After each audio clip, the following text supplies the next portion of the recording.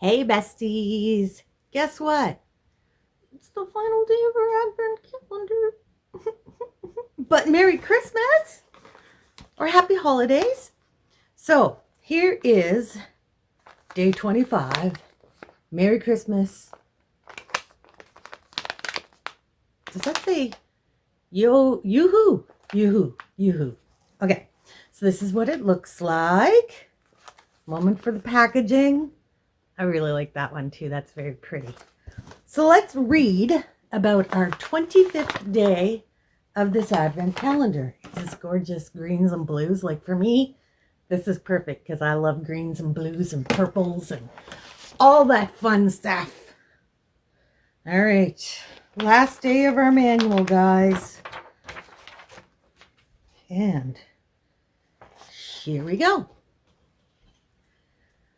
This is 50% merino, 25% Shetland, and 25% Tussa silk. There was nearly a riot when we realized we didn't have any characters from everyone's favorite chilly, freezing cold film. Seeing as we've already covered snowmen and a few animals, we decided we would instead focus on a smaller character that made a big impression with his big summer blowout. We are, of course, talking about Oaken, everyone's favorite trading post and sauna owner. Aside from his bright and positive demeanor, we are rather large fans of his Fair Isle jumper, and so this is the inspiration behind our final blend of this calendar. Oaken's jumper is cool tones of green, blue, and coral, which we decided to replicate. Merino lichen gives a good soft base to work with, as well as its bold, but not in your face color. Shetland Tropic was added to give a bold blue shade, as well as to give a sturdier handle to this blend. To the blend to aid in stitch definition. Been reading too much. I can't read out loud anymore. Finally, we added rose leaf Tussa silk for a pink hue and, of course, its softness and sheen. The fibers in this blend work well together to give a snuggly softness while still retaining some strength from the added Shetland. All right, so since this is the last day of the Advent calendar, I pre-planned, sort of. I decided we need to make the most epic yarn of this entire series. So I went searching through all my stash and I found things that are going to go well with this blend. So we have some Cotswold locks, hand-dyed. We've got some super soft merino roving in this fluorescent yellow, which will go really nice. I grabbed some, it's not the Trilobal, it's Firestar. And some peacock feathers. With everything in this box, I'm going to make some yarn. I have no idea how I'm going to do it. I'm just going to fake it as I go. I may not end up using everything, but I'm going to try. So I'm going to put you on time lapse and I'm going to attempt to construct some kind of yarn with all of this fiber. I think I may change to my plying head just to give myself more bulk in the yarn so that it can get through the orifice easier. So I'm going to go grab my plying head and then we're going to attempt to spin some kind of epic nonsense with this as our base. Let's get spinning.